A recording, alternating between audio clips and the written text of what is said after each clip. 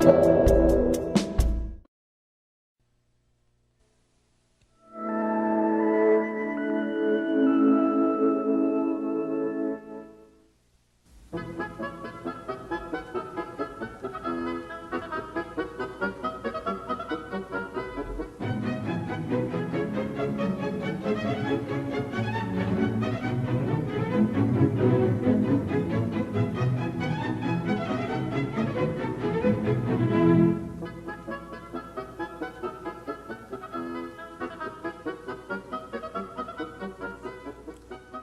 are you? Welcome to my kitchen. My name is Jeff Smith. I'm the Frugal Gourmet. And I want to remind you again, we've talked about this before, but I want to remind you again that the term frugal does not mean cheap. It simply means that you are efficient in your planning and you're careful in your purchase of food and in your purchase of good things for your kitchen and household. The term gourmet, you remember, means a lover of food and wine, and for that all of us qualify. But today I'd like to talk with you about efficient use of beef. The cow himself, is that right? The cow himself? The cow itself is not really a terribly efficient animal. That is to say, it takes a great amount of grain to prepare 1 pound of beef. It's very inefficient in terms of the ecological scale. And for that reason, we should probably begin to cut down on beef and spend more time perhaps with pork or chicken or whatever you can get by on. I'm really not fussy about which one, but I am concerned that we eat less beef primarily for our health. That is to say, we eat too much fat. And animal fat in your system, builds up in your blood vessels, and it causes terrific problems. Pork is the same, so is chicken. All animal fats produce cholesterol, all of them. But it is your liver that produces most of the cholesterol in your system, and animal fats that set it off.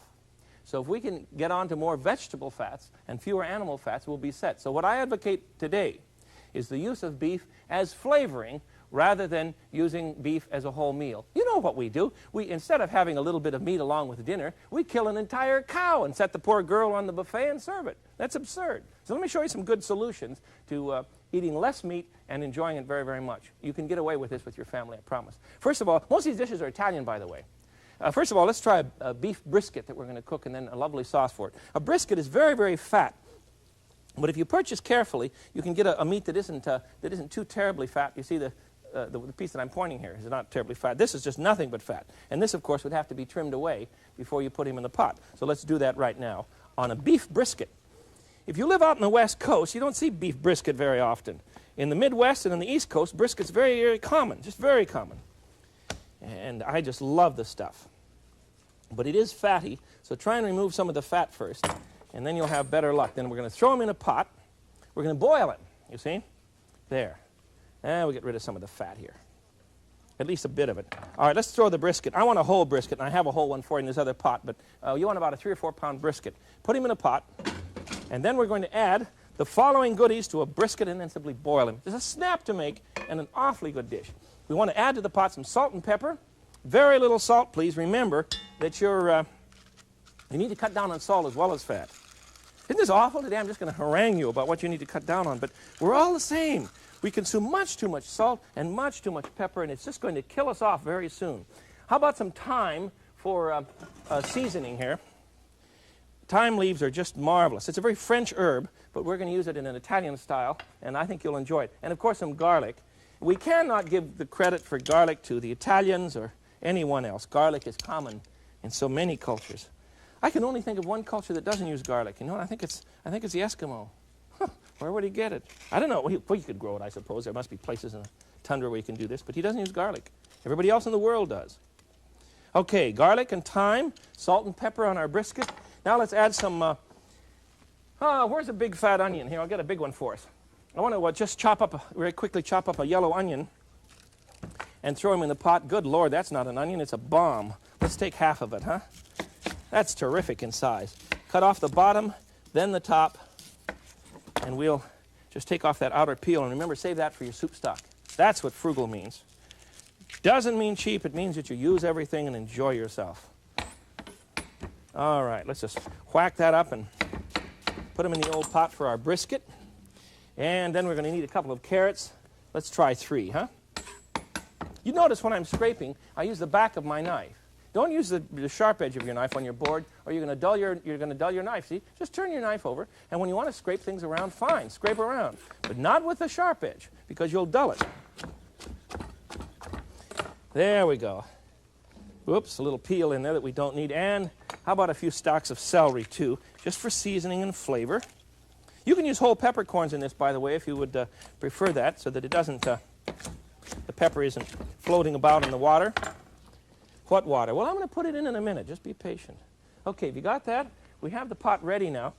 We've added our vegetables, onions, carrots, celery, and now we're going to add a shot of parsley, and just add it. You see, just put it right in there.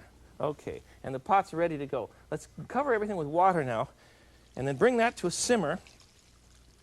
What a good simmer. Turn it down to a simmer. Bring it to a boil, turn it down to a simmer, and cook it for about 2.5 hours. It's going to take some time. But when you're finished, I'm not going to cook this one now. I'll cook this one later for myself when you're not here. But I have one for you. Let me show you. It's a marvelous dish, and I have a great sauce for it. Let me get some water going here for our sauce so you'll understand what I want to do today. There we go. And here's a brisket. He's in here somewhere. Let me clear a spot and we'll chop him up, huh? Isn't this a beautiful pot? You see the vegetables have cooked down, and he's really very delicious. And he's down here. Here he is, floating about. We'll just take him out of the pot. This is cooked for about 2.5 hours. You see him? Isn't he beautiful? See how nice and lean that is? That's going to be great eating in just about 2 seconds. Let's get a sauce going. I'll show you what I want to do. I'm going to prepare a very interesting Italian sauce. I really have stolen this dish from a fellow by the name of Joe at Original Joe's in San Francisco. He's great. He's on Broadway, and it's absolutely marvelous food. This is pretty close to what he serves with boiled brisket for lunch. I want to prepare the following vegetables. About 1/4 cup of parsley. Just chop it up. That's not 1/4 cup. Well, it doesn't matter. That looks more like 1.5 gallons, doesn't it, huh? Doesn't matter. Keep your fingers out of them, out of the knife. 1/4 cup of chopped parsley. We want a bit of yellow onion diced up or chopped very fine. About the same amount, huh? About 1/4 cup. That's not 1/4 cup, but I'm doing this in terms of my proportions, not in terms of yours. So you just pay attention and write it down, or if you get confused, we'll tell you later on where you can get our recipes. That's a snap too. But I do this in terms of my own proportions. For you, I write everything down, all right? 1/4 cup of parsley, 1/4 cup of onion. Then we want to add some green onions, probably 6 And we'll just chop those up very, very quickly. And I have a pan of water boiling on the stove. And the water is going to be used for blanching the green onions, yellow onions, and parsley. We're going to throw it into a pot, blanch it, and then we're going to toss this with an Italian salad dressing. We'll have a green sauce for pasta, or for our meat that you won't believe. So in it goes to the pot. It's very, very quickly. The water's boiling, you see. Stir that about. Count to 11, or close to that. Very little time. No time in this. No, not time. Not that kind of time. But it takes a little time to make this. Let's see. Now we need a strainer. And I'll drain this for us. And we'll be all set, you see. Blanch this for just a very short time, and it'll be very flavorful. Okay. Back to it. We now have, this is going to be warm, you see. Now I don't want to serve this warm. I want to serve it cold, so I have another one in the refrigerator for you. Now, into that one, we want to add 1 clove of garlic, a good fat one. Incidentally, this garlic press, you've seen me use it before, is a Susi, S-U-S-I. I urge you not buy something that, they have self-cleaning garlic presses, you know. They have all kinds of crazy gadgets, but they really don't work very well. I have great trouble with them. This is my favorite, a Susi. It's made in Switzerland. It's imported by a lot of big gourmet companies. Hohen brings them in, for instance, so that you can tell your gourmet dealer or your department store where you can get them. Hohen, and it's a Susi. It's the best one in the market. Cost you a fortune, but it's just great. All right, a clove of garlic. Then we're going to add a bit of salt and pepper to our sauce, a green sauce. There we go. A little bit of salt, tiny bit of salt. And let's try 2 tablespoons of wine vinegar, white wine vinegar. That's 2, exactly. Did you see me measure that carefully? 2 glurgs is about 2 tablespoons. I'm lying. Just, you'll figure it out. Stop using spoons and measuring devices, and pretty soon you'll be very comfortable with sort of thing. And we're ready. Now we need to add a little bit of oregano and a bit of rosemary. 2 classic Italian herbs, just a pinch. And stir this up. And I like to refrigerate it, let it marinate for a bit. Now notice in the rosemary, so I'm going to have to pinch that, break it up, you see, so that the needles almost looks like a pine tree, a pine needle, doesn't it? Rosemary. But it's not. It's a little shrub. It will grow pretty good size. I have a hedge at home of rosemary. I love it. Fresh rosemary is heaven. There we are. Now, we'll stir that up and refrigerate it. Now, I have one in the refrigerator. I'm going to get it for you right now. It's already cold, and it's been sitting for a time. I want it to marinate, you see, so that we can blend the flavors. Here it is. Oh, this stuff is just heavenly. I can't believe it. Let me show you how this would be served. This is a classic beef dish, and it's marvelous for a family in which you want to say, eat less beef, but I'm not going to cut you out completely, you see? That's what we've got to start doing. I don't want to go cold turkey, in which we give up everything. That's not fair. Let's get a platter here for us. Okay. Knives all over the place. Let's cut this. Let's turn it over. I'm trying to cut it with the fat side down, and it's sliding all over the board. Cut it with the fat side up. And you see, you can trim the fat off of this very easily. Isn't that beautiful? Oh, I love it. You can barely sense the presence of the carrots and herbs and onions that we used in the pot. Okay, all of this will go onto our platter now. Alrighty. There we go. Now then, you can either serve the sauce on the side, or you can do what I'm going to do now, and that's spoon the sauce on the meat right away. But I want to do something that's colorful, so let's put it along the center instead of just putting it all over the joint, you see. We don't want to cover up the meat. Just put it along the center. Gee, we need some parsley garnish too, don't we? That looks awful. Color's very important on the old plate. Let's just put a shot, I think just about on this side. There you have a dish of Italian brisket with green sauce that I think is first class. I'll put this aside, and then I want to show you another one that's great, just great fun to make. Did you get that recipe? Nothing to it. Boil the brisket with some vegetables and perhaps a little bit of thyme and garlic. And then the sauce is made of parsley, onions, and green onions, about 1/4 cup of each, 6 green onions.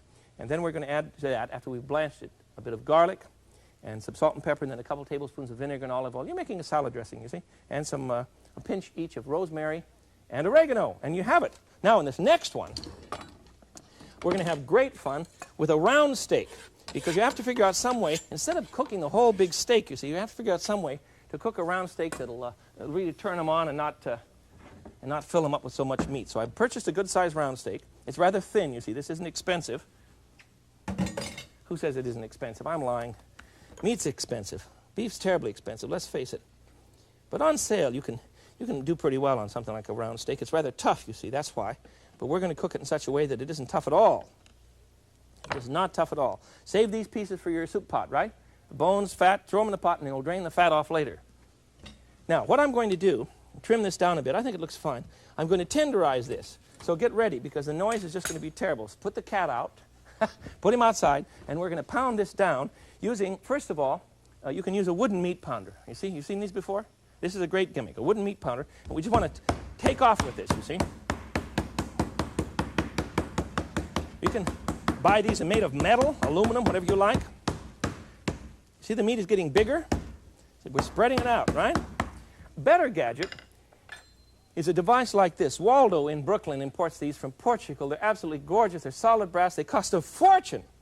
They're about, I don't know, they're $40, something like this. But look what it does. You see? Isn't this a riot?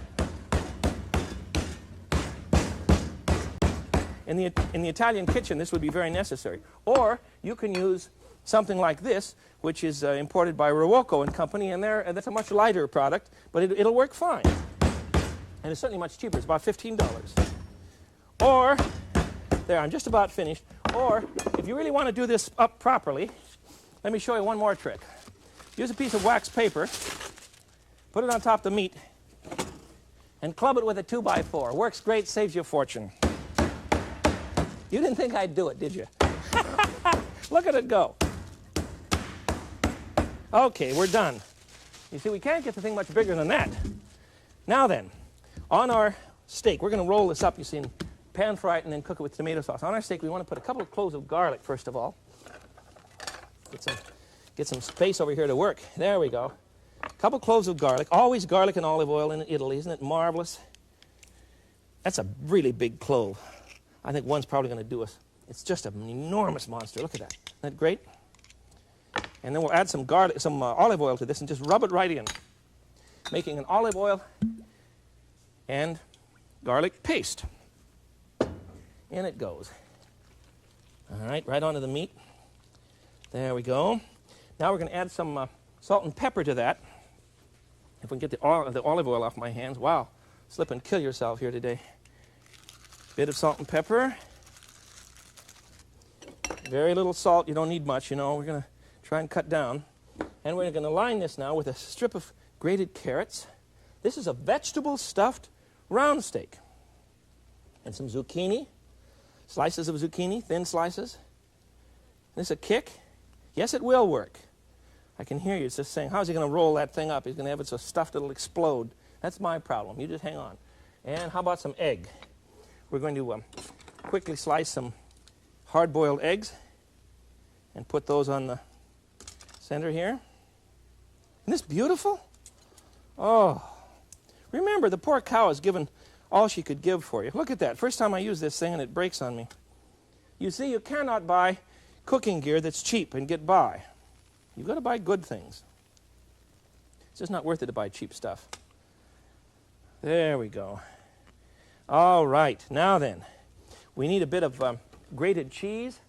Excuse me, I've got to get some grated cheese out of the refrigerator. When you buy cheese, for heaven's sakes, remember that it's worth your time to grate cheese. As soon as I can figure out where I put one here. Well, here we go. My refrigerator is so packed. This is the old larder of the world, you see. We're very lucky because in the old days, your larder was a desperate place. It was always one temperature, warm, you see. But this doesn't have to happen.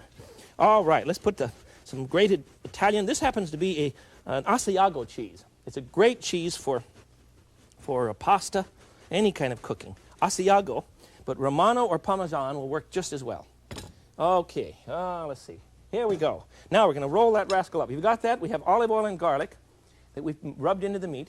Then we've pounded into, we've pushed into it 3 hard-boiled eggs, some carrots, zucchini, some grated cheese, and we put a little salt and pepper in that. And we're ready to go. Here we go now. Oh, wait a minute. Hold it. Before we roll this, we've got to get some string. And you've got to break the string first because otherwise, cut the string first because otherwise your hands will be so covered with olive oil that you'll never make it. There's one. I'll need about, I suppose 4 pieces of string for this one. This is good kite string. Don't try cheap linen string in your kitchen. You've got to have good stuff to tie this rascal up. I've done this before with flank steak. As a matter of fact, I did that on another show a long time ago. And flank steak has become so expensive that it's just crazy. It's just awful. Okay, here we are. Just start rolling them up now. Let's see, I've got to pull a flap here. You see what I've got is I've got 2 pieces of meat, so I have to lay one over the other. There we go, and that'll work. You understand what I'm saying? Shingle layer them, you see? Put one over the other so that you can roll this rascal up. There we go. Now we'll just tightly pull him in. You're going to have something here, something occur when you're tying this up that is called, in the food world, a very highly technical term, called fallout. So be careful. Just tighten him up well. There he goes. Just keep pushing and pulling, tightening here. There he goes. Looks like a mess on the board, but wait till you see this in the pan. Now we'll tie him up thusly. I'm using the A&P knot, you know? You know what that is? The old knot was a half granny, was one through the circle, right? And it would always slip. But go through a second time. That's what they used to teach the old A&P box boys. In the days when we had box boys. Remember that? Boy, you must be 90 years old. I remember too, and I'm not 90, but there we go. We still have box boys on the West Coast. I don't see them much in the Midwest or in the East, though. Okay, box boy, A&P knot. See, and it holds tight. You don't have to have somebody put their finger. You know, you can't call the family and say, here, put your finger in my olive oil. Get out here and help. Actually, they should help. You know, it's amazing how much better your kids will eat if you've had them out in the kitchen helping with the meal. And I don't mean doing the dishes. I mean doing something creative and marvelous. Okay, there he is. Now then, I'm going to brown him severely in a hot pan. Get a pan here. I don't have time to brown this whole one for you because it's going to take a few minutes, you see. You're going to have to work on this for about 10 minutes in a hot pan. But oil your pan with good peanut oil. And remember, heat the pan first, then put the oil in after the pan is hot. And you're going to have to arrange this critter in a circle in your pan, you see, like so. Otherwise, he's not going to be able to fit the pan. Unless you have a long, long, skinny frying pan. I've never seen one, but maybe you have one. There he is. He's going to brown him for a while. When he's good and brown, turn him over, brown him again, and put about 2 cups of tomato sauce or good pasta sauce, your favorite one, sure, on top.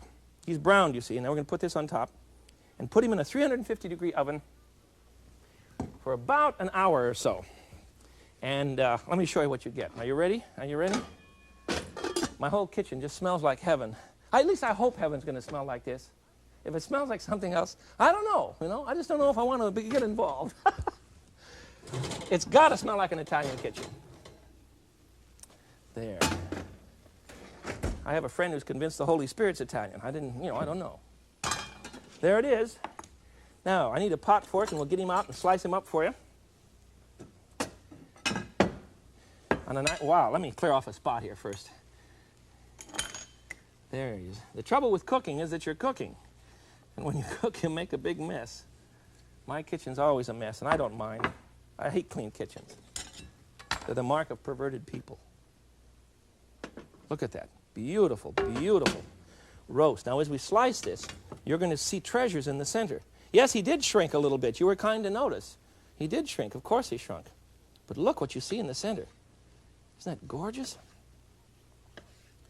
Talk about lovely things. I'm just going to use my fingers to arrange these. Ouch. Because your hands work much better than any device you can find in the kitchen for this sort of thing. And we'll put the rest of the roast right here. Well, let's see. Let me cut that end off and serve that later. Now, the remaining sauce, rather than pour the sauce over the top and cover up the entire beauty here, let's do this. Let's agree that we're burning our hands off, first of all. Thank you. Let's agree that the sauce should go on the side of the dish, you see? Now, this sauce is also heaven for pasta. We need a sprig of parsley here in the center. There we are. This is just heavenly for pasta. And here you have a rolled vegetable stuffed round steak that will really do it for your table. Look at that. Isn't that beautiful? Okay, we have 2 dishes now from Italy. One being the brisket with the Italian sauce, and then a rolled round steak. And now let me show you how to eat meat raw, beef raw. Why would I do such a thing? Well, because I want you to cut down on consumption of beef, on consumption of meat of every kind, not just beef, but all kinds, and enjoy them more. So I'm going to show you how to eat just a few little slices of beef raw and call it absolutely marvelous. I have in the refrigerator. Let me show you. Here we go. Where did I put the other piece? Here it is. What I've done is to very thinly slice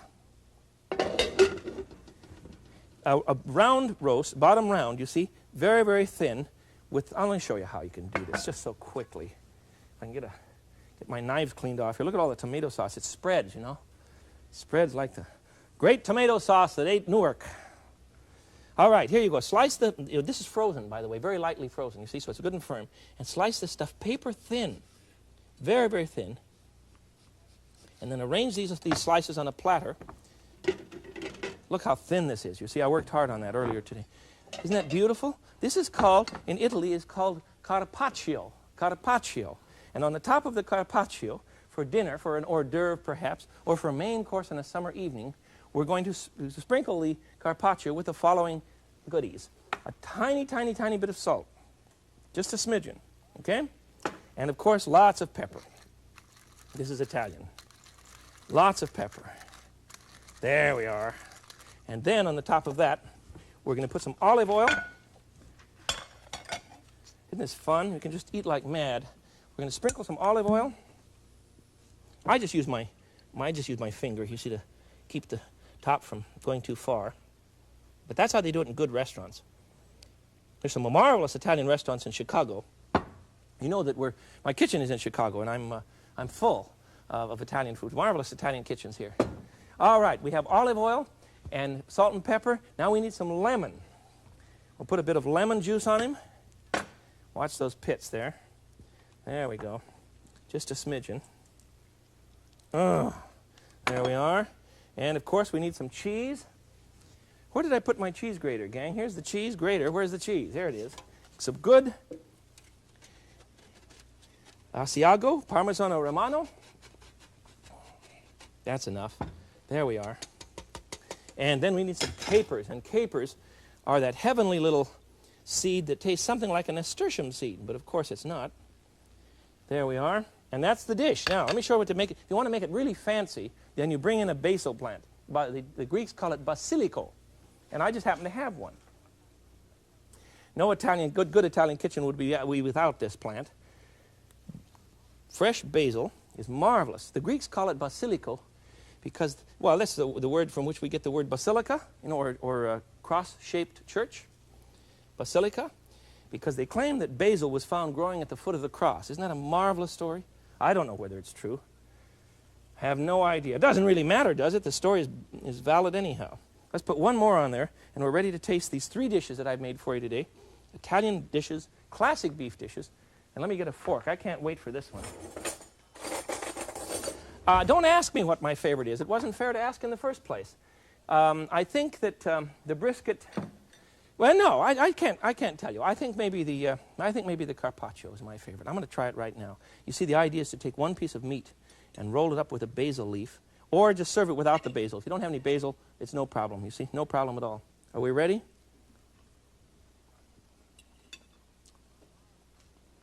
Marvelous.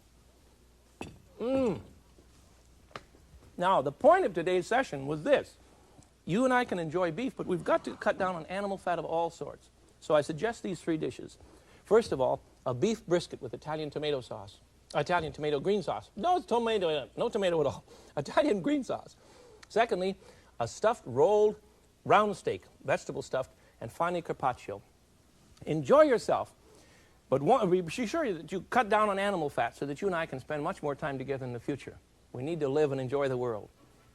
Until we meet again, then, this is the Frugal Gourmet. I bid you peace. Bye-bye.